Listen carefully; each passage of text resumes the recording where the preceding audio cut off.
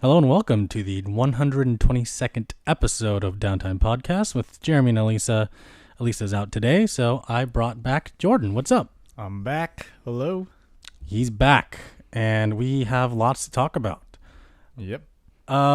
Before we talk about news, because there's quite a bit of it, let's talk about what we're playing. And are you still playing, what is it, Risk of Rain and Destiny? Yeah. Well, I kind of dropped off of Risk of Rain. Pretty much got all the items and characters and skins that I wanted from Oh my god.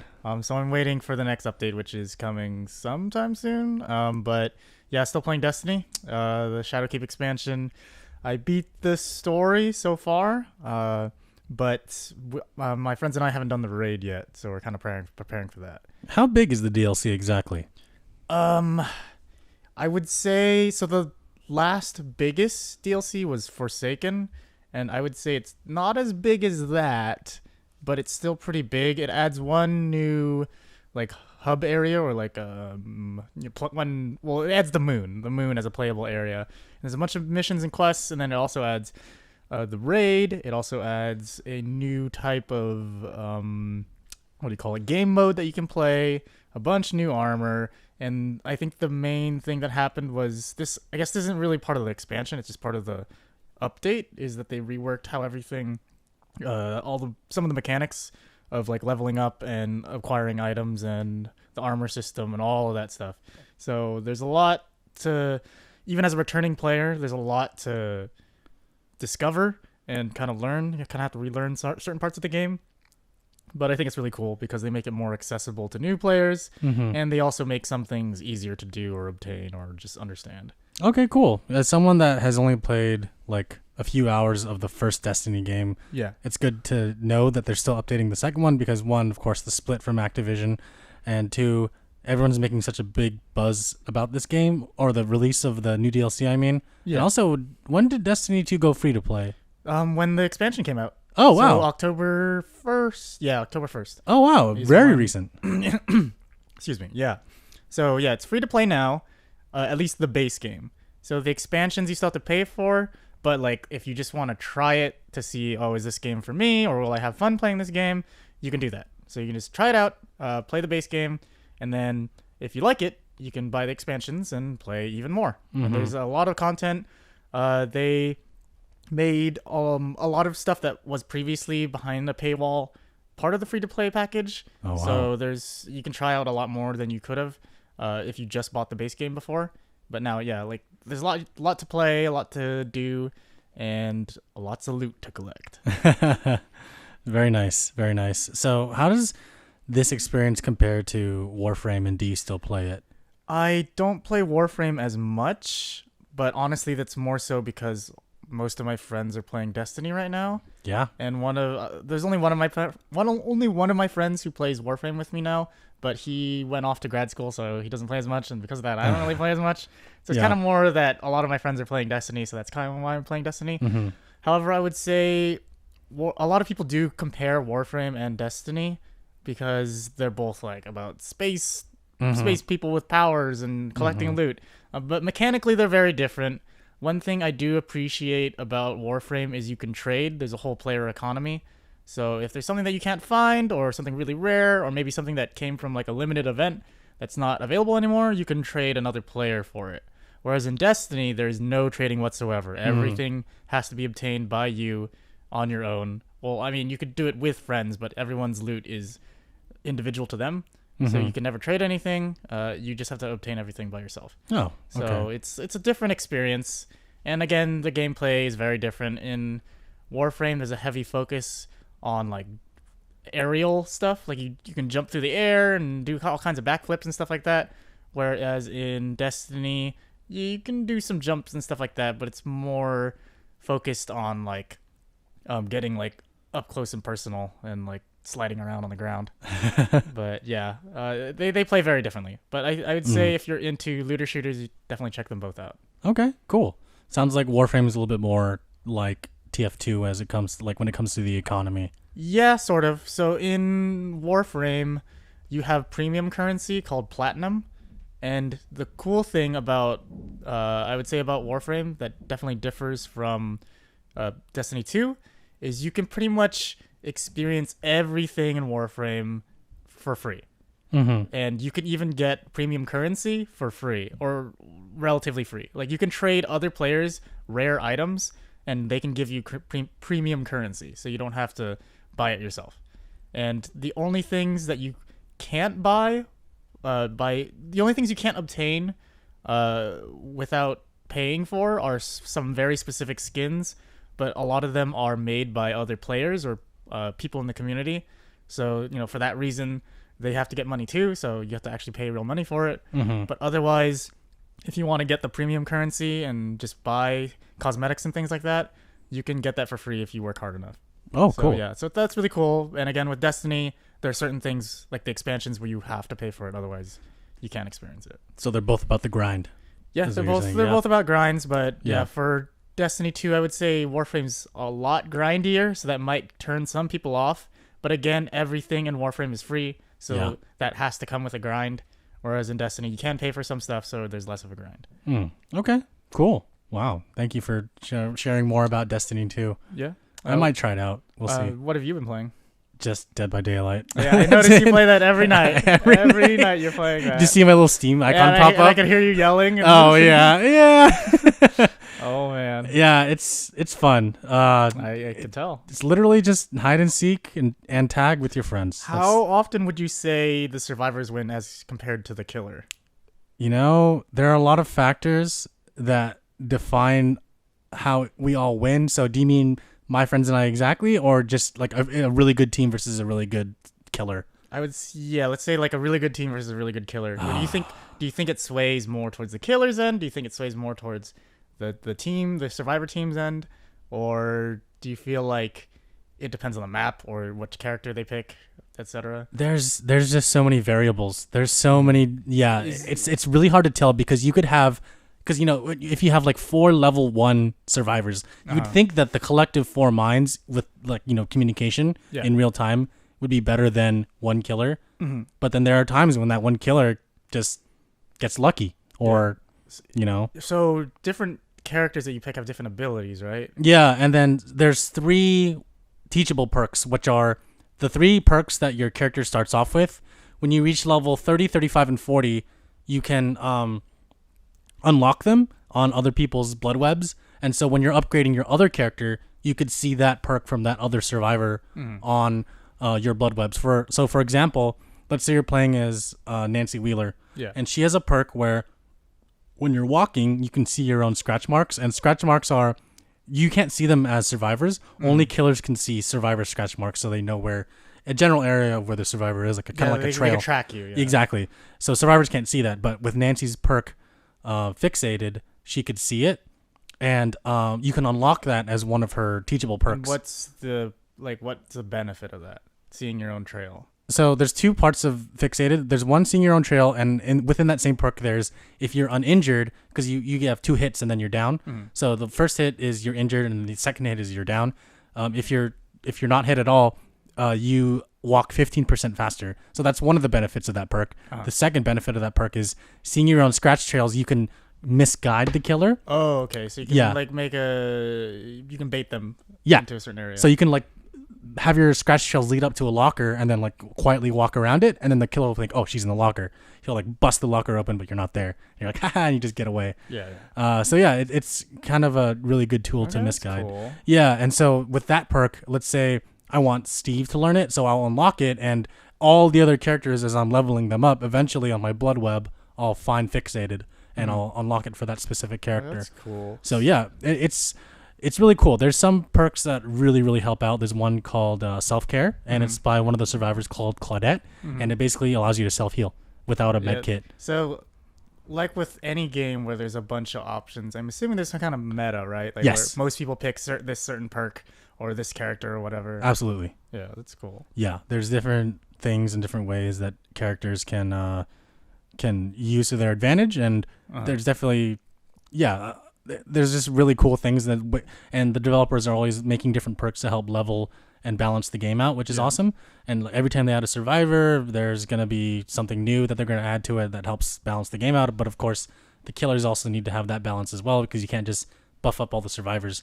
So for example, there's a survivor item where it's an instant heal. Like if you're on the ground, right? Yeah.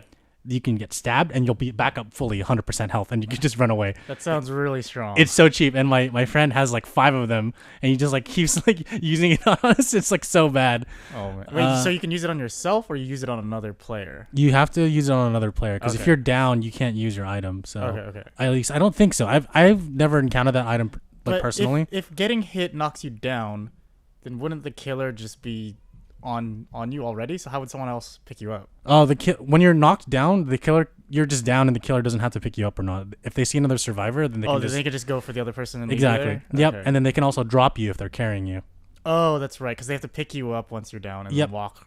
And when they're carrying you, they can't do anything else. They can attack, but they're slower. So the killer has like 2 times the speed of survivors. Yeah. And they run as faster than the survivors. Yeah. But when they're carrying a survivor, they're either walking just as fast or a little bit slower than the survivors. Okay. So it makes sense for them to drop someone. Yes, to and go then for that someone gives else. and then that gives the others a chance to pick the other person up. Exactly. Okay. Yep. And then yeah, and while you're being carried, you can wiggle out. You have to press for the keyboard. It's A and D really fast, and you can wiggle out before you get to a hook. But if you get hooked, then you have to wait for a survivor to come rescue you.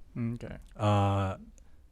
So yeah, it's a fun game so far. I encourage you to try it out, Jordan. We can play together. Definitely, I'll check it out. Halloween sale's coming up on Steam at the end of this true. month. Yeah, I imagine it'll go on sale for Halloween. I would encourage you to get the Stranger Things DLC and the base game since Nancy and Steve are really good characters.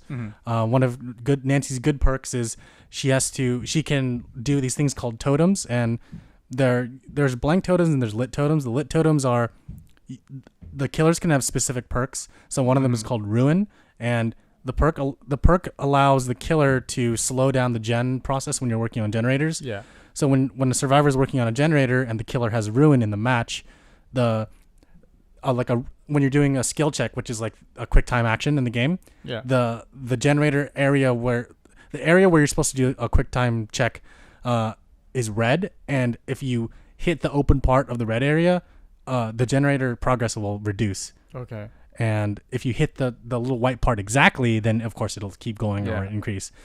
So it makes it really hard for the survivors to keep going, and it's such a pain in the ass. Oh gosh. Yeah, it's so annoying, but of course that's one of the perks. Yeah, that makes sense. So we have to cleanse that totem by destroying it in order to continue on the match. And once you cleanse it and destroy it, there's no more ruin for all the generators. One of Nancy's perks is she can cleanse a totem, and she has this perk called Inner Strength. And when you cleanse a totem, you can go inside a locker if you're hurt, and you can fully heal. Oh, okay, that's cool. Yeah. And Steve has one called Second Wind, where if you fully heal someone to the equivalent of 1 health state, so if someone's like hurt really badly, and if you heal them all the way, you get Second Wind, and that allows you, if you get hooked, when you're unhooked, you just fully heal 100%. Okay, that's cool. Yeah, so they're pretty cool perks. I like them a lot. Yeah. The DLC for Stranger Things comes not with just Nancy and Steve, but also the Demogorgon as a killer monster and the underground Hawkins laboratory level. So are the killers based on the map? Is it like, or can you be any killer on any map? You can be any killer on any map. The DLC just comes with that map and adds it to the game if you bought the DLC or not. Okay, and then they have a bunch of DLC, right? Like there's a Saw one, right? Yep. And there's the pig from Saw. There's Ghostface from Scream. There's Michael Myers from Halloween. There's a Freddy. lot of licensing things. Yep, Yeah. everyone but Jason, because Jason has Friday the 13th. Yeah, because he has his own game. Yeah. There's this guy on YouTube called Sanimation, and he makes parody animations of Dead by Daylight characters and just, the storyline of it, and it's kind of interesting and funny. And Jason, at one point, Jason pops in. He's like, "Hey, can I join?" They're like, "No, you got your own game. You can't join us." And I was like, "Yeah, that's really sad. Like, it'd be cool if he did, but and that's the thing that Dead by Daylight has going for it, is they can just include whatever they want. Exactly. Friday the 13th. I mean, I guess they could do some crossovers with Freddy Krueger or whatever, but then yeah, he's there. Yeah, in Dead by Daylight? Yeah, Freddy Krueger's in there. Okay, well then, it's just Jason. Dead by Daylight can just put whatever they want in it. That's the thing. Yeah. Freddy Krueger is cool because he, after 60 seconds, you go into a dream state where you fall asleep, and you don't know where he is because there's this thing called a terror radius, and the closer that the killer gets to you, the heartbeat starts beating faster, and then the music starts swelling up. But with Freddy, if you go into the dream state, you just hear la la, like this little girl singing, but you don't know where it's coming from because it's all around you. It's really scary. And then while you're in the dream state, Freddy can make fake pallets. So you throw down pallets to stun the killer. You get blood points for that. Yeah. But Freddy can make fake ones out of broken ones already. So if you pull it down while Freddy's running towards you, it'll just turn into blood, and then you're fucked because he's still running at you and he's gonna swipe you. Oh man. He can also teleport into generators to you, which kind of sucks.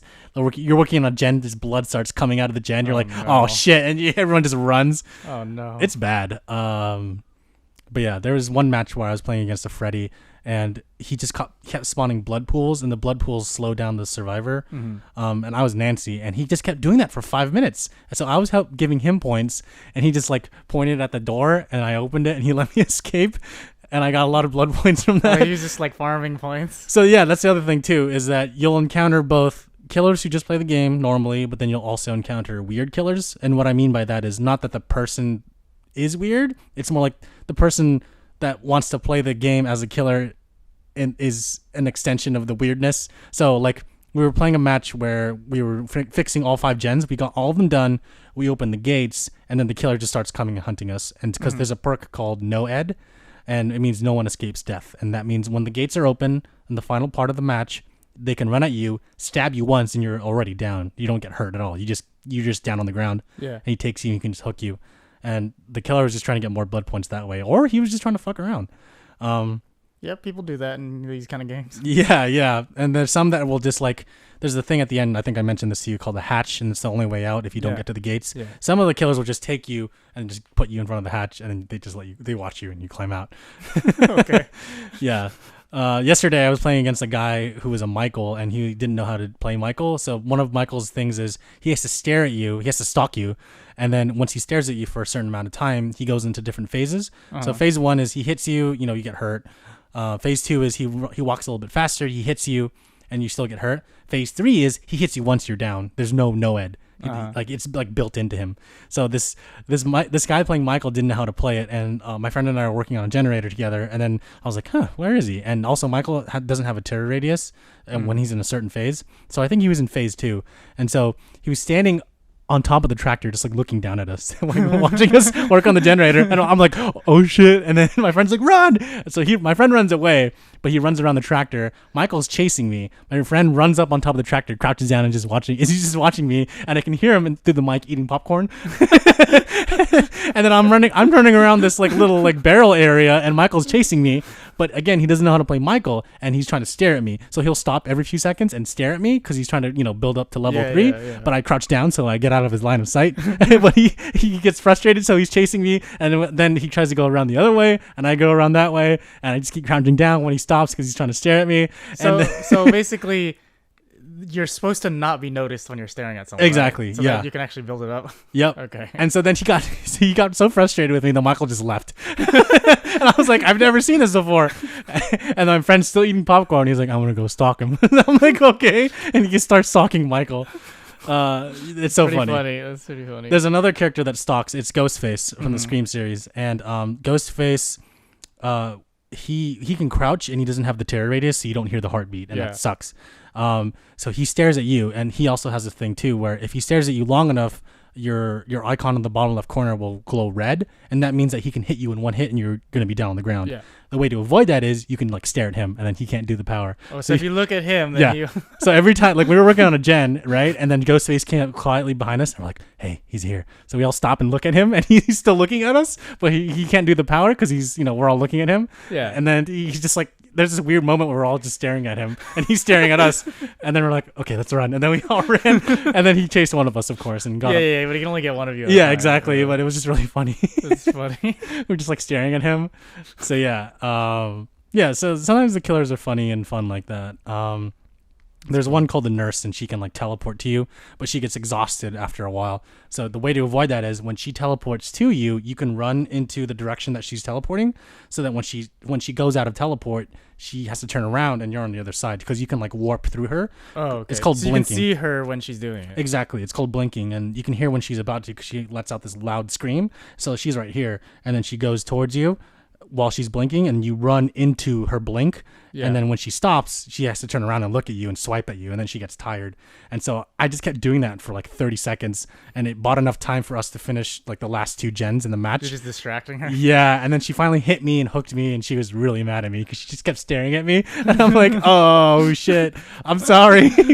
I was Steve too, so it was great. And they unhooked me, and we all got out. But it was funny. Yeah, it's great. Yeah, Dead by Daylight is really fun. Like in the beginning, I'm like, I could really feel my heart beating fast when I was playing the game, and I was really scared. I was like, oh my god, I don't want them to find me. But now it's like, okay, I know all the killers. I know how to play the game. I'm just gonna keep running around doing circles, you know. Yeah, I like that when it's like you first play a game, it's like really intimidating, and then after a while you kind of get the hang of it, and you can kind of like just play around with the mechanics and stuff like that. It's like when we play Bigfoot. Yeah. Except that got kind of boring really fast. Yeah, and whenever an update comes out for Bigfoot, which is, by the way, everyone should check it out. We've talked about it before. It's like a $12 game or something like that. Yeah, it's like it's really buggy. Hunting Bigfoot, and the both times that Jordan and I have played it and won, Bigfoot was always trapped. Like he was always glitch it out. Yeah. We always find a way to glitch it out, and that's how we win. Under the bridge, on top of the cliff, and then we win, and then we're like, we're not gonna play this. Then the last time we played, we hopped on top of a rock, and he couldn't get us, and we knifed him in the face. We just pulled out our knives and started poking him, and then he died. That sucks because it was in his own home too. Yeah, it was in his cave. We went into his cave, sat on top of a rock, and then he just couldn't get us. We just stabbed him in the face until he died. We ran out of bullets. It was really and we just like kept swiping at his face. Yeah, we're out of I don't know how you're supposed to regularly play that. It seems really hard if you regularly play. Yeah. But it's also really easy to cheese it. Like it's super easy to just find a way to glitch it out and oh yeah. Yeah. That takes a long time to play that game. Like to play it normally just seems really tedious. Yeah. There was one time where we tried to play normally. We spent like 2 hours on it. Yeah, just looking for Bigfoot. We're like, yeah, we're done.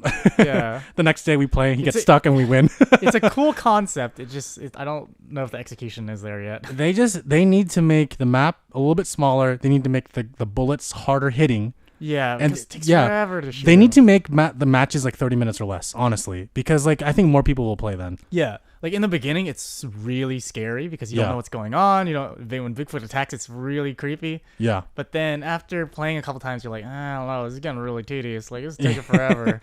So yeah, they need to change a few things. Yeah, it's a cool concept, like Jordan said. Overall, I think they have some room for improvement, and I think over time they're gonna get better at it. But right now, yeah, they haven't updated it in a while, and I know there still are because it's like a 3-man studio. Yeah, but yeah, next time it comes out, we should play it again, Jordan. Yeah, definitely. The next update. Check it out in the next update. Yeah. So yeah, just been playing Dead by Daylight, waiting for the end of the month when Luigi's Mansion 3 comes out on Switch. So I'm gonna get that. It comes out on October 31st. Of course. Yeah, very. It's the month of Luigi this month. Did you know that? Oh, I mean that makes sense. I did not know that, but it makes sense. It's funny because I think that's the only game featuring him that comes out, and it's at the end of the month. Yeah. So I mean, okay. I mean, I'm definitely gonna get it. I already have the first two. So. Yeah, you played what's the DS one? Yeah, Dark Moon for the 3DS. Yeah, that's good. And then of course the GameCube one, the one that we got with the GameCube. So that's always that's still my favorite one, the first one, because the second one, the ghosts have a different look and feel than the first one, and I just like the open world aspect of the first game. Yeah. It just felt cooler. And the second one is a little bit more linear, and I feel like the third one will probably be linear or maybe have a blend of both. I don't know yet. Yeah, we'll see. I mean, it looked like I've seen footage of it. It looks like they have a lot of new mechanics. So that's interesting. And they got Luigi, so you can play with me, Jordan. Oh, yeah, that's right. Yeah. We can play together. Luigi. Which is disgusting. I know, it's kind of weird. I don't know how that works. I don't know what they were thinking. So. Yeah.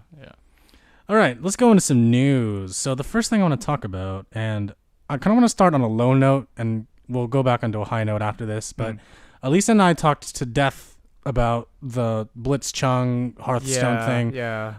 And so to give you kind of like our collective perspective, and I would definitely want to hear your thoughts after this, is in a nutshell, Alyssa and I both agree that it was wrong that they did it. Definitely vote with your wallet as a gamer. We always say that. Like, if you want something done, you should vote with your wallet and pay for the things that you want. If you don't like something, then don't pay for it. There are thousands of users online, uninstalling Battle.net, deleting their accounts, etc., etc. I'm one of those people that just deleted Battle.net. I haven't played Overwatch in 2 years, and I'm just like, okay, well, this is more of a reason for me to, delete this from my computer. So I removed that. And we both think that they shouldn't have bowed to China about this. It came to light that they gave him his money back. They reduced his ban sentence from 1 year to 6 months.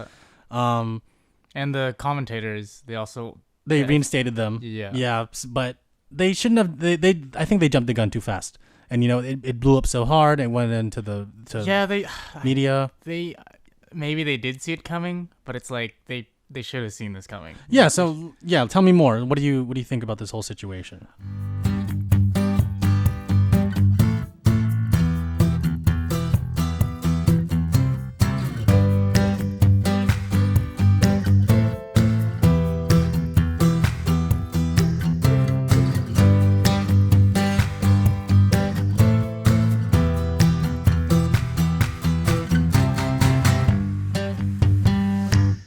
So like pretty much everybody, I agree that it was wrong that they did that. It does, like I feel like it was a bad move. But it's one of those things where I don't agree with what they did, but I get why they did it. Yeah. From their perspective, it's like, oh, if we don't do anything, if we let this slide, then we might make China mad, and that means we're gonna lose some of our audience there. And they're also making Diablo Immortal, which is made by a Chinese company, and Yep. as far as I know, pretty much all Chinese companies have to have some connection to the Chinese government. So there's that whole situation. So again, I don't agree with what they did, but I can see why they did it. And I'm curious to see how China feels about them doing the whole backtracking thing. It's all kind of it's a really messy situation.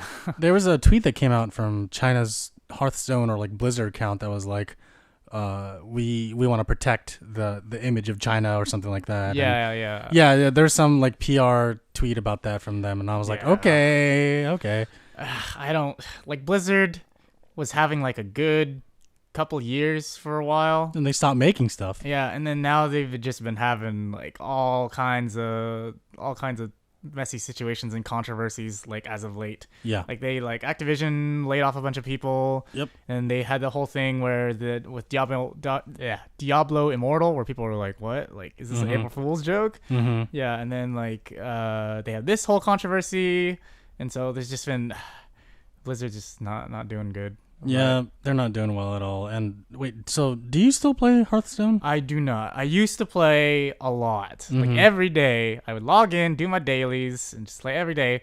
But it's one of those games where I just couldn't keep up. Like they were always releasing new cards and new expansions. And if you don't like grind it out, you're going to fall behind. And it's like I felt like I had to play every day. And I didn't like that. So I just stopped. I cut myself off. Mm-hmm. And I was even spending money like on every expansion, and I would just buy card packs, and I'm just like, I can't keep doing this. Yeah. So I cut myself off, and I just stopped playing. I thought about going back to it, but I don't know. Like especially with this controversy, it's like I don't know if I want to support Blizzard as a company right now. Mm-hmm. I just haven't played a Blizzard game in a really long time. My friends and I used to be super into Overwatch, but they haven't really released anything super exciting, so we just stopped playing. Yeah. And then Destiny 2 switched from Activision, or Bungie left Activision to do its own thing. Right. So I don't even have to open Battle.net anymore. Yep. Destiny 2 is on Steam, and that's really, like, they picked some good timing to switch off of Battle.net. Oh, they saw the writing on the wall. Yeah. So that's nice. I technically have Battle.net installed, but I haven't touched it in a really long time.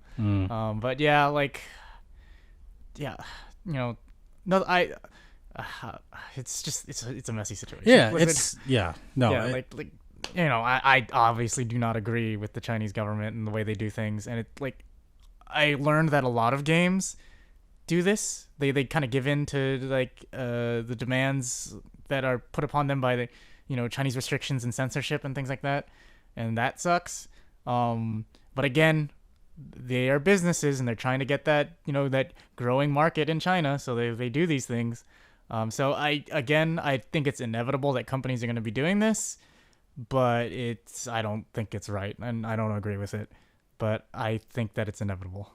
Yeah, no, I mean, there are a lot of American game companies, including like Epic, that have stake, and then Chinese companies have a stake. Yeah, and it's like it's invading everything. It's like Chinese companies, like Hollywood, a lot of money is made in China from like big blockbuster movies, and Chinese companies are funding a lot of like American films, especially like action movies and things like that. Mm-hmm. And so like it's in movies and TV shows and video games and like a lot of different markets. So I'm not an expert on this, but like if you follow any kind of entertainment news, you'll know that a lot of money is to be made from China. Mm-hmm. So it's kind of inevitable that companies are going to be kind of kowtowing to, the demands of China. Yeah. So it sucks, and a lot of people don't want like politics and things like that in their entertainment. But it's inevitable with how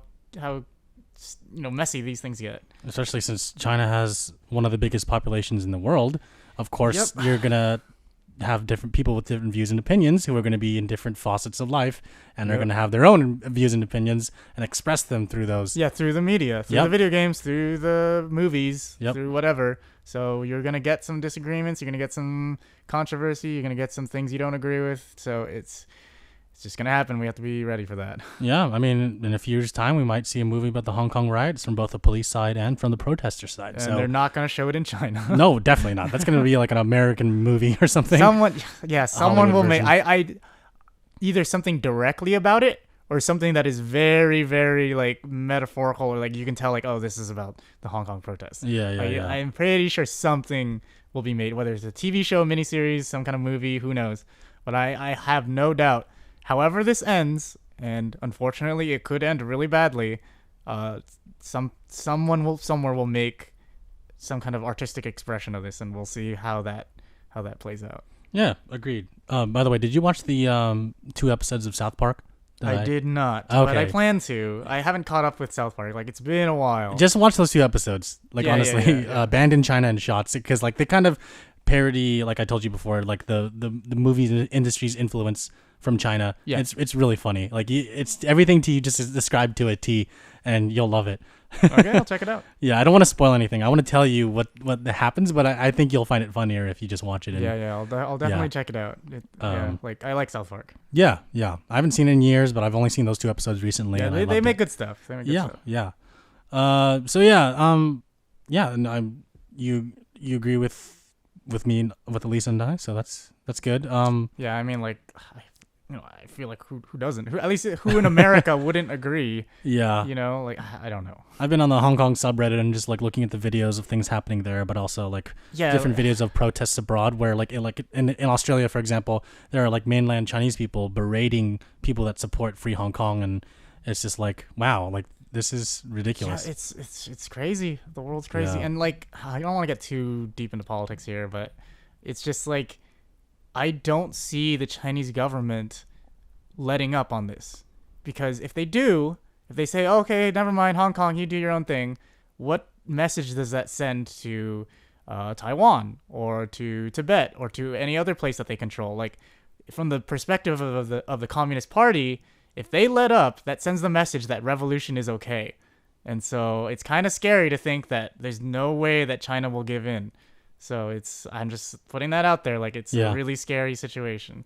Yeah, no. And I agree. And well, to clarify something too, like we're just talking about the government, because I actually went to China last year, and I met some really nice people. Yeah. And I can vouch that not everyone is in support of the government, which is a good thing. But obviously they can't openly express that. Like definitely China as a country and a people are really beautiful, but as the government, I definitely don't agree with them. And they don't have freedom of speech. Yeah, of course. Yeah, like nothing against Chinese people or Chinese culture. Like, we live in San Francisco. Like, our whole street. It's everywhere. Like, not to pull the like, oh, I have a Chinese friend, but like I literally do have Chinese friends. Yeah. Like, there's nothing wrong with Chinese people or Chinese culture, but the government is just like, it's like a dystopian government. Like, what you would imagine in some like 1984. Like, they got I was gonna say Big Brother. Yeah, they have like social scores. Yep. And they have CCTV cameras everywhere. Yep. And they just censor so much stuff. It's just it's literally like living in a dystopian. Like, I've never been there, but like as far as I know, as far as I've been told, it just seems like a dystopian future like society. It's crazy. Yeah, they track you too. Like as a tourist, when I visited at the airport before customs, I had to go to a machine, and they're like, okay, make sure you get your thumbprints, your palm prints, your all your fingerprints, your retinal prints, a picture of you. Okay, now go to the customs line. All right, here's another picture of you. Take this form. Make sure you check in with the local police station within 24 hours. And I was like, what? I didn't check in with the police station, by the way. I did everything else, of course, to get into the country. This is insane. Yeah, it's ridiculous. Insane. Even as a foreigner, they're still going to track you and make sure that you're doing okay. And they're like, okay, how long are you going to be here from? Okay, great. Make sure you leave by that day. I'm like, okay. So like the the government really is tracking you, and there are people within China that support the government. They're like, yes, this is the right thing to do, and this is the right way that it should be done. Yeah. And there are also people that don't support it, and then I'm just like, okay, it's like it's the way that it's kind of a weird analogy, but it's kind of the way that Adam Driver describes Kylo Ren in the Star Wars movies. He says like Kylo Ren is evil and he's not wrong. He just believes what he's doing is right, and that's what the Chinese government is. You know, they don't feel like they're wrong. I mean, I'm sure there's some people that are pretty corrupt in there. Oh, no. Any politics, even U.S. politics, there are corrupt people. But, yeah. within the Chinese government, of course, I mean, the Xi Jinping, the president, he just took away term limits last year. Yeah. So he's just like, I'll just president for a long time until I die, maybe, or whatever. So, yeah, I mean. And some people will argue, well, it's just a cultural thing. Like, oh, you don't have to agree with it. But it's like, technically Hong Kong is part of China, but they've been living a different style of government, a different way of life for a really long time. And then suddenly when China wants to, slowly put their government, put their way of life onto them, you can tell that people don't like that. So it's like, you can say, okay, well, China, that's just, that's just their way of thinking, their way of running the government. That's just their culture. That's just the way they see it. So there's nothing wrong with that. But then is forcing it on someone else okay? And so I would say no. I would say that's not right for them to, forcibly push their ideals onto even a part of their own country that doesn't want to do that. Yeah. So it's like when the Jehovah's Witness come to your door and you're like, no, we're not home. Except the Jehovah's Witnesses have guns in this circumstance. Yeah. Have guns and they're tracking you. And yeah. I don't know. We know you're home. No, I'm not. All right, well, let's move away from this and let's talk about some other real gaming news. Yeah. So Fortnite Chapter 2 was announced. About that. So there was a whole black hole event that was live streamed on their Twitch and their Twitter. Sunday, I think? Yeah. This past Sunday? Yep. So there was a whole event where like this meteor hit the map and it created a black hole. Everyone's character was just sucked in and people were like, what happened to my game? They were like little kids rampaging. They were so angry, throwing their controllers at the screen because they couldn't log on and play Fortnite. So yeah, the event basically reset the game. There's like a new map or something and new vehicles, and there's like different. You can swim. There's different mechanics. They did it so that to increase player base. Yeah, to keep things fresh. Keep things fresh. Introduce new people. Provide more more eyes on it. PR. People are talking about it again. Not that it fell off, but like it's always been on top. But it'll never be old. Like it'll never be, the popularity won't just stay on an all-time high. Like obviously it's gonna dip here and there. Yeah, no, I've seen some people. Some of my friends who were playing it religiously and then they just dropped off. They're like, okay, I don't want to play this anymore. Yeah. I'm like, okay, that's cool. So that's what happened. I don't play Fortnite. I just think it's interesting played news. it in the beginning when it first came out. Like at least the Battle Royale, at least when it first came out. Yeah. I played it with our cousin Kamal, and we won one game and then we never played again. Hey, that's how you do it. That's like you go to a casino, you pull the slot machine, you win $50, and you're like, all right, let's go, and you just leave. So I haven't touched it since then. They've added a ton of new stuff, and a lot of people hate on it. They say like, oh, Fortnite's cancer and all that. Mm-hmm. I don't see. I wouldn't say that. It's obviously it's a game that attracts some toxic players, but so does every game. Absolutely. And I would say I have nothing against Fortnite other than the allegations that the company Epic overworks its employees and things like that. That's the only thing I have against it. But otherwise, it seems like a game that's well designed and they know what they're doing and they make lots of money. It's a free-to-play game. You can just buy cosmetics. So as a game, I don't see any problem with it. And it seems like they're doing pretty well and they know what they're doing. So yeah, no, totally. So good. Speaking of games that make a lot of money and are free-to-play, Riot released a new video celebrating 10 years of League of Legends, which is their only game that they developed by themselves. I actually have a bit of history with League of Legends. I played it quite a bit. I played as Ahri, the nine-tailed fox. Also, other characters whose names escape me. Played it for quite a while, back in 2014. Liked it with friends. It just fell off because the community was just really toxic. I heard. I mean, speaking of toxic communities, like... League of Legends is known for being one of the most toxic communities in the world. Yeah, I see all the memes about it. Yep. So I definitely dropped off of there. There were just so many salty players on that game. Yeah. And so I was like, all right, I don't need this in my life. So I dropped it. Well, Riot, instead of being a one game company, they've branched out, and now in their announcement video, they dropped so many new things. So we're going to talk about some highlights. One of the things they talked about is an animated series based on the League of Legends characters that they're going to be doing. Pretty interesting, pretty cool. Yeah. I think Blizzard announced like an Overwatch series or something. Yeah. Where they were going in that direction at some point. In any case, Riot's challenging Blizzard now. They're trying to be the new Blizzard in a way. Well, I mean, again, Blizzard's kind of in a low point, so... So now's the time to take the crown. Yeah, now's the time. So within the Runeterra universe, the world of League of Legends is called Runeterra. I didn't make the name. That's just yeah. It sounds like typical fantasy. Yeah, right. So there's the first game they have is called Legends of Runeterra, the League of Legends card game. This a long is name, but okay. Exactly. This is a direct competitor to Hearthstone, of course. One of the biggest selling points of this game is that they will not sell randomized card packs. Pretty interesting. Yeah. So you can get your addictive card fix by playing this. But there has to be something that it has to make money somehow. So maybe they're selling cosmetics or something. I don't know. We don't know. We'll see when it comes out. So that should be fun and interesting. I don't know what kind of microtransactions they'll put in that game because League of Legends makes their money off of cosmetics.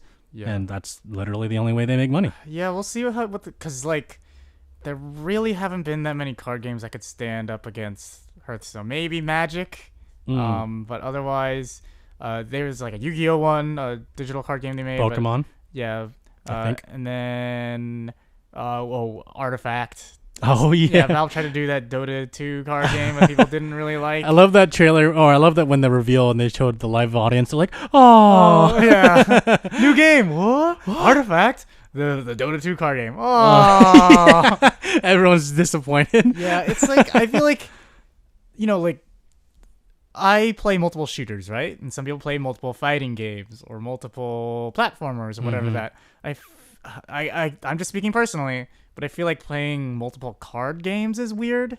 So people kind of just pick one and then just play one card game because collecting cards and learning strategies and things like that, it requires a lot of dedication.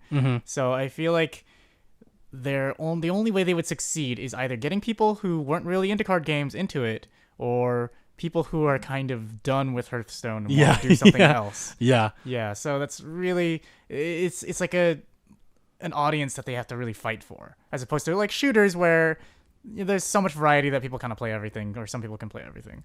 Yeah, I mean, I'd argue that both of them kind of have instant gratifications with like opening new card packs, but also getting kills. Yeah, and the idea of a loot box came from card packs.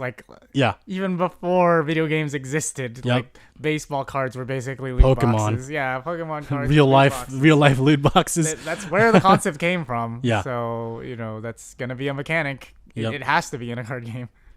Or as like one European senator called it, surprise mechanics, which are okay. That's arguable, but no. Yeah. Well, yes, but no. Yeah, technically, yes, but no. Yeah. So yeah, there's a card game coming out based on League of Legends. I'm not surprised. I'm not gonna play it. I'm not into the card games. Yeah, I dropped off of that. You're done with those. Yeah. The next project they announced was Project L. There's no official name. Okay. It's a working title. And it's a League of Legends fighting game. It's a 2D fighter, akin to Street Fighter or games of that nature, like Guilty Gear. So that's it. You can use a fighting stick. Yeah, they'd have to do something new with it because the market's kind of oversaturated. There's so many fighting games now. I mean, anything with any branding on it, people will buy. Again, it's like they either have to get people who weren't really into fighting games but like League of Legends characters to be into it, or they kind of have to draw in that audience to be like, hey, play our fighting game too, even though you play like all the other ones. And this is of course set in the Runeterra universe because it uses League of Legends characters. The next game they announced in the Runeterra universe is unnamed. It was shown briefly in the trailer, and it's an isometric dungeon crawler, so you can play with your friends. It's Diablo. It's Diablo. Yeah, it's their version. So you can tell these games are basically inspired by others. They're just taking other concepts and putting League of Legends branding on it. And honestly, it will sell. I personally think it will sell because people love League of Legends and they'll buy it. Yeah, and that's the only selling point. I think for me, I would only check it out if they do something new and interesting with it. It's like, oh, hey, it is like Diablo, it is like Path of Exile or any of those other sort of asymmetric looter games, but we also have this cool new mechanic. Like, I got into Apex Legends because it was like, oh, Apex Legends is a battle royale like those other battle royales you've seen, like PUBG and like Fortnite, but we're doing all this new stuff that's better and this quality of life. And then I got super into Apex Legends because I was like, I like this better than Fortnite. I like this better than PUBG. Like, there's just so much cool stuff in this. Mm-hmm. So if they do that, then I might check it out. I might be like, oh, this sounds really interesting. But if it's like, hey, this is the exact same thing as all those other games, but it's League of Legends, then no, because I don't really care about the League of Legends lore. You know, like I'm not interested in that. But if they do something new, something cool and interesting with the mechanics, I might check it out. Do you still play Apex? No. Oh, okay. But I might if like my friends have expressed an openness to going back to it. Because You guys are just jump around everywhere. Yeah, because again, if we burn out on Destiny, Yeah. we're gonna want something new to play. And Yeah. my friends are all kind of waiting for Borderlands to go to Steam, which is like not until March or something like that. So we're probably not gonna play that anytime soon. But yeah, once we burn out on Destiny 2 and we're just waiting for the next expansion, we'll probably go back to Apex. Okay, sweet. Yeah, no, I think you should do that. Just try it out. You know. Yeah, if it doesn't keep crashing. Like, I played through Apex, and there were it crashed so many times, but I liked it so much. Me and my friends liked it so much that we played through, even though it kept crashing constantly. On all of you or just you? Everybody experiences crash. I don't want to play that. Yeah, so if they fix that, then that game will be amazing. But yeah, here. Yeah, Apex. It's if you haven't touched it, I would just say it's basically similar to other battle royales, except it's a lot easier to get into. It's a lot easier to understand. You don't have to worry about like the crazy building mechanics of Fortnite or the vehicles. Like realism. Yeah, vehicles or the realism of PUBG. Right. It's like it's like Overwatch or Team Fortress 2 where you have like different characters have different abilities, so that's really fun and cool to get into.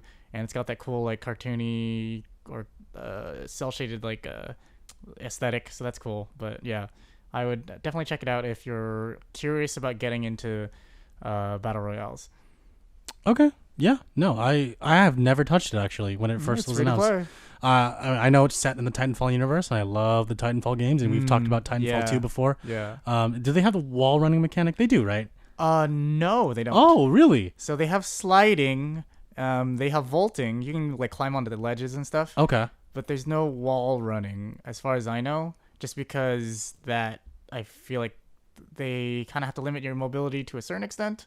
But there are characters who are a lot more mobile than others. Like there's one character called Pathfinder, and he has a grappling hook. Oh. And so he can just like swing himself from place to place. And then his ultimate ability is he shoots like a zip line, and his whole team can zip line across the map. So he's pretty cool. So like Nice. if you like mobile characters like that. And there's another guy named what's his name? I don't remember his name, but he has like this ability where he injects himself with adrenaline. What? And he like runs super fast. It damages him a little bit when he does it. Yeah. So it's like a health. It's like a health trade off. But he runs really, really, really fast, and it's really fun. Okay. Yeah. Cool. But yeah, definitely check it out. It's really cool. And like when you have if you play with 2 other people, because you play on teams of 3, like you can get some really cool combos going off, and it's awesome. Cool. Yeah. No, I'll check it out. So yeah, isometric dungeon crawler and set in the Runeterra universe. It's of course multiplayer, and that's also going to be coming out at an unspecified time, just like the Project L, the fighting game. Yeah. And the final game that they announced is not set in the Runeterra universe. Okay, something new. It's called Project A, and it's a tactical first-person shooter. Realistic guns, kind of like CSGO. You got like your AKs, your spazzes, your scars, and it's set in a near future Earth. Is this like a multiplayer shooter, I assume? There's powers, so it's CSGO meets Overwatch. Yeah. So this is inspired it's basically by Blizzard. Yeah. That's what everyone's saying. saying. A shooter. They're doing asymmetrical dungeon crawler. I guess the fighting game is the only one that's different. Right. And then they have a MOBA, although obviously Blizzard didn't create a MOBA until after League of Legends, but still. So the only thing they're missing is like an RTS, but I don't think RTS is as popular anymore. Or a MMO, but it would be kind of hard to knock down World of Warcraft. No, I think everyone's tried that and failed, so they're just like, nah. Yeah, and again, I think MMOs are kind of out of favor. Like, I don't really know. I mean, maybe at least in the US. I think abroad, there's some MMOs that are huge. like especially in the Asian market. Final Fantasy 14. But yeah, Final Fantasy is still. I would say the big ones that I know of are World of Warcraft, which has been going strong since the early 2000s. Final Fantasy 14, which has, from what like my friends still play it. It's had some great expansions from what I've heard, and that's going pretty strong. Black Desert Online, I heard, is really popular. Other than those three, I don't know of any like huge, at least in the West, I don't know of any huge MMOs that have a lot of traction. Did you know that I used to be addicted to an MMO? Yeah, what was it, that Mabinogi or whatever? What? Was that? Did you play that? I don't know. Wait, what? What's it called? Mabinogi or whatever it's I have called? no idea what you're talking about. Never No. mind. It was called Grand Fantasia. Okay. And it was a MMO that I played with my ex-girlfriend at the time. Okay. And she leveled me up to level 50, and I was a warlock. Yeah. And I got a balloon that was my mount, and I flew around in that, and it was such a cutesy game, you know. Yeah. And she always bought me items in the game, like with real money. I'm like, I don't need this, and she just kept giving it to me. I leveled up to 50, and I'm like, I don't need to. I'm done. I don't need to play this game anymore. Oh gosh. And then when we broke up, like I just stopped playing altogether. I think Yeah. I still have my account. I could probably log in, but I used to play RuneScape a lot. oh yeah, no, I mean, yeah, oh yeah, I remember in middle school. RuneScape still exists, and I went back to it Yes. a while ago. And your login still works. Yeah, my login still works. Oh my god. And they changed. I mean, the graphics are still kind of crap. I mean, they're Sure. slightly better, but I mean, the graphics, like, you know, it takes a lot to like update an entire engine and change everything. Oh, I mean, when you play in RuneScape for a long time, they don't look like crap to you. They just look like RuneScape. Yeah, but like they changed a lot. Like before it was like you spawn on a place literally called Tutorial Island. Yep. And they just teach you how to play, and then you spawn in Lumbridge, and you just kind of go off on your journey, and that's it. Like you just do whatever the fuck you want. And then now there's like an opening cinematic, and there's this whole storyline where there's this war with the trolls, and there's like there's like these deities that are going to war with each other, and the whole tutorial is about like you at this camp on the border of like the wilderness, and they're just fighting this troll army. I'm like, what the heck is going on? What is this? What? And there's this voiceover. There's actual like dialogue. There's this voice acting in it too. What? And I was just like, what is this game? Whoa. This is a completely different game. That's crazy. But yeah, and they changed the combat. Some people don't like it, but some people think it's cool. It's more like other MMOs where like there's special abilities. Before it was just like you click on a spider and you just hit it over and over again. Right. Now there's like these abilities that you use to like grab things or like power attacks and things like. Oh, that's pretty cool too. Okay. So if you haven't played, I'm not gonna go back to. Hell no. I don't have the time for MMOs, so I'm just not gonna go back to them. Yeah. But like if you haven't played RuneScape in a while, like you used to play it, definitely check it out. It seems like they've done a lot with it. But yeah, I still have a friend who still plays it, and he recently, or not too long ago, hit 99 on all of his skills, and we had a party for him. Okay. When that happened. Okay. It also happened to coincide with his birthday, but we called it his 99 party because he hit 99 in all of his skills. Yeah. Okay. I still have at least 2 friends who still play RuneScape occasionally, and I have a bunch of friends who play Final Fantasy. Okay. And I have a friend who was recently played World of Warcraft Classic like for a month, and then he quit because he had to cut himself off. Oh, okay. But yeah, like I don't think I have time for MMOs, but Yeah. that new Lord of the Rings MMO that Amazon is making is kind of interesting, so I might don't check do that it. out for a little bit. Don't do it. I don't know. I might. Yeah. Okay. That's crazy. But anyways, Riot Games. Yeah. Well, one quick anecdote. Remember that one time that we were playing together on RuneScape and we stole that shield that you get from a quest for free, and you just kept getting them, and then you just kept selling it to him. It's like the Shield Arab or something like that. some shit like that. It's like a piece of a shield, and you get it from a gang. Yep. And then there's another. You choose one of 2 sides, 2 like gangs or 2 factions. Yep. And each one gives you a different part of the shield, and it forces you to have to interact with another player to get both parts of the shield, and then you turn in the quest. So what I was doing was I was basically trading the pieces of the shield for money. like originally it's like, oh, here, you get a piece and you get a piece, that we trade it, and then there you go, you complete the quest. But I was just taking the pieces of the shield, and we kept selling them and making money off that way, off of this quest. It was pretty funny. I remember that. I was watching you. I was like, damn. Oh, and then there was the Dragonfire shield that was part of another quest. Yep. Which was like this really sick looking shield, but it was again part of a quest. So like you could get it for free. And then I just... But you kept doing the quest, and you kept getting it, and you just but sold it for 50 gold. Yeah, people didn't know that, so I just kept selling it. Well, to be fair, we were still in the noob town, and so all the noobs were like, oh, hell yeah, I'll spend like, 50 gold. The Dragonfire. Wow. The Dragonfire shield. I remember you were typing that, and you're like, this is the best shield in the game. He's Yeah, like, okay. I was like, oh, no. Oh, man. Yeah. That game brings back memories. Yeah. Oh, yeah. Good stuff. Good stuff. I remember we had one computer upstairs in our old house and one downstairs, and we had them connected to the internet, and we're like, we're playing together. You remember that? Yeah. That was fun. And now we're all grown up, and we have our own computers. You can play and we're playing Bigfoot. Yeah, there's so many games you can play together. Oh, there's a multiplayer mod for Skyrim that I've been following. What? And yeah, I tried it recently with my friend. It's buggy as shit, of course, but it's still really cool to play Skyrim multiplayer. Wow. Like you can just like run around. Like what me and my friend did was like we joined the Thieves Guild together. We did the quest line together, and then we just started running around causing havoc everywhere. In what's it called? I don't remember the names of the places. I've never Whiterun. played. Whiterun. Okay. Yeah. So and then you can play on servers with a bunch of other people. The downside is you can't kill other players, obviously. Right. There's no friendly fire against players, but you can use paralysis spells on them. Oh. So you have a bunch of people running around just like paralyzing each other. And so what happens is you'll be fighting a giant, and some douchebag will come up behind you, paralyze you, and then you get killed by the giant. So, That's lame. Yeah, so I don't know if I would recommend playing on the servers with a bunch of people.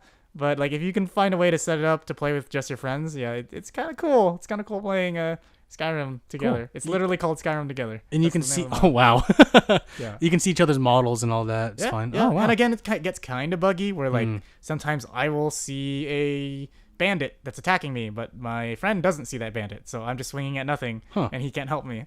But certain things, yeah, you can actually like do certain quests together and like fight enemies together, and it's really cool.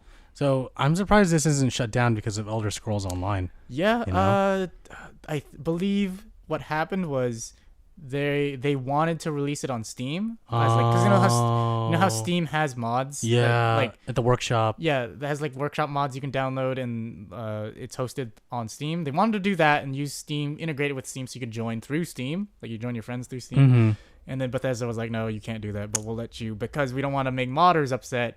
We'll let you keep making this mod. Right. They don't want to dig back into that whole fiasco from a few years ago. Yeah. Okay. Yeah. No, that makes sense. And I'm glad that they're allowing it because, you know, freedom of expression. Yeah. And again, it's a fan-made mod or a community-made mod, so it's never going to be as good as Elder Scrolls Online. But obviously, Elder Scrolls Online is limited in what you can do because it is an MMO, whereas this is more of like a Skyrim with friends. Yeah. Right? Yeah, it's literally just Skyrim with friends. Yeah, it's just Skyrim with friends. Like you can literally do everything you can do in Skyrim, except there's other people playing with you. And it's kind of cool. Like I was reading about how they did it. It's basically you're technically playing in different worlds. It's like you're in your own games, obviously, because it's not designed to be, the game was not originally designed to be multiplayer. So you're playing your own games.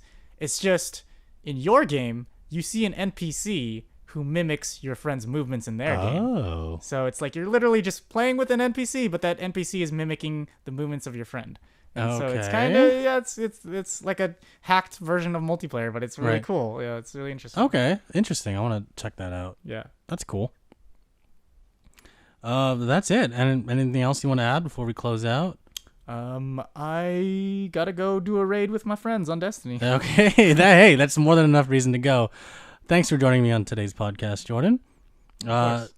If you want to send us a question, comment, you can go to our website, www.downtime.live. You can click on the contact form, send us a question or comment that way. You can send us an email the old-fashioned way at contact@downtime.live. Send us a comment, question, concern, feedback, anything like that. You can leave us a review on Apple Podcasts, iTunes. Leave us, and we'll read it on the podcast, and you can leave us a good review. I think we have a lot of good reviews right now. That's only good reviews. Join our Discord. If you go to our website, click on the section that says join our community, click on the word community, and you can join our Discord where we talk about anything from anime to video games to Terrace House, anything and everything. You can find our podcast on YouTube, Stitcher, Podbean. Leave us comments there and we'll read them on the podcast. Any other things you want to add before? Do you just want to go do your raid? No, nothing to plug right now. But okay. Yeah. Cool. Gonna go play some Destiny. There you go. Hey, we got to go. Anyways, everyone, thanks for listening to the 122nd episode of Downtime Podcast. Have a good night.